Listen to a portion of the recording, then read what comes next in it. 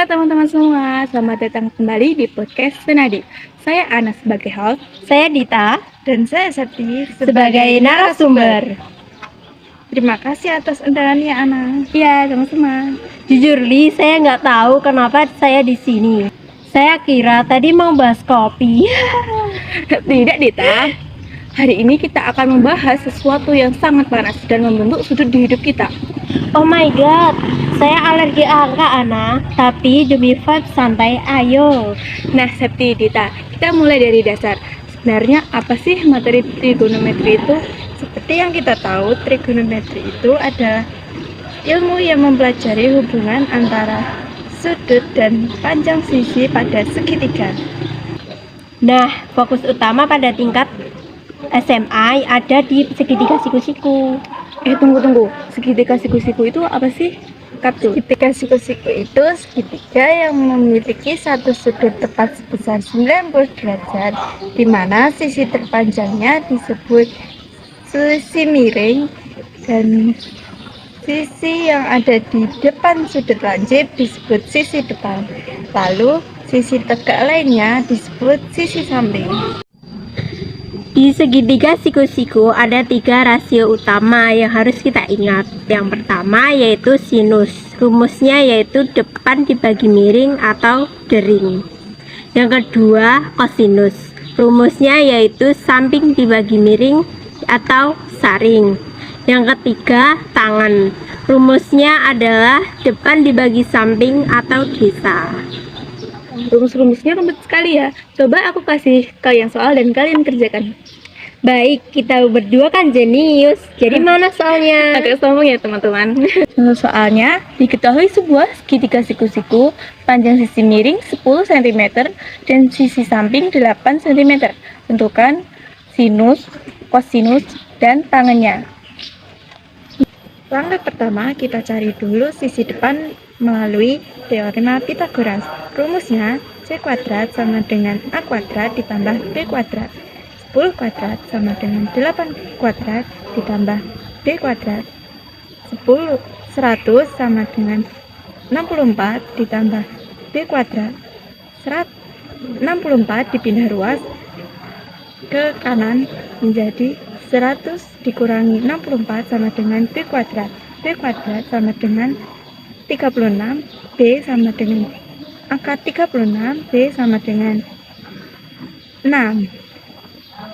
Sekarang kita masukkan ke rumus. Yang pertama yaitu sin. Sin yaitu depan dibagi miring. Kita masukkan 6/10. Sama-sama dibagi 2 jadi 3/5. Yang kedua yaitu cos. Samping dibagi miring sama dengan 8 dibagi 10. Sama-sama dibagi 2 yaitu 4/5. Ketiga tan, yaitu depan dibagi samping 6/8. Sama-sama dibagikan 2 jadi 3/4. Wow, ternyata gampang banget ya kalau langkah-langkahnya rapi. Iya dong. Sekarang aku tanya, apa aja sih kesalahan yang sering kalian lakukan atau yang sering kalian bingungkan saat mengerjakan soal seperti itu? Terus gimana kalian menghadapinya atau mencari solusinya? Cukup banyak, seperti tertukar antara sisi depan dan sisi samping.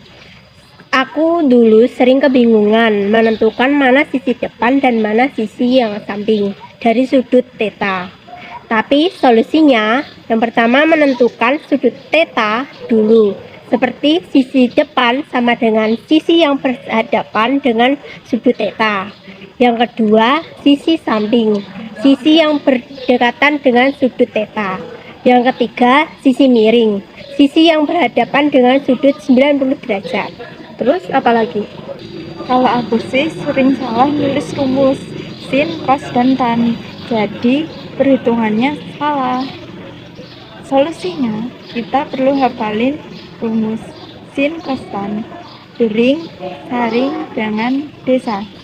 Jadi kesimpulannya dari obrolan kita hari ini tentang trigonometri, intinya trigonometri itu sebenarnya bukan sesuatu hal yang harus kita takuti. Walaupun namanya kedengaran matematis banget.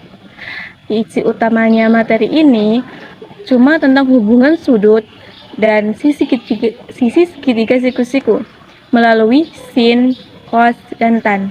Yang dasarnya cuma cara keren untuk mencari seberapa tinggi, seberapa lebar, dan setiap miring suatu segitiga.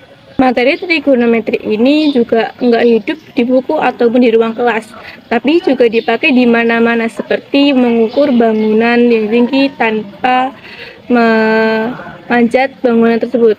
Bukan begitu, Septi Dita?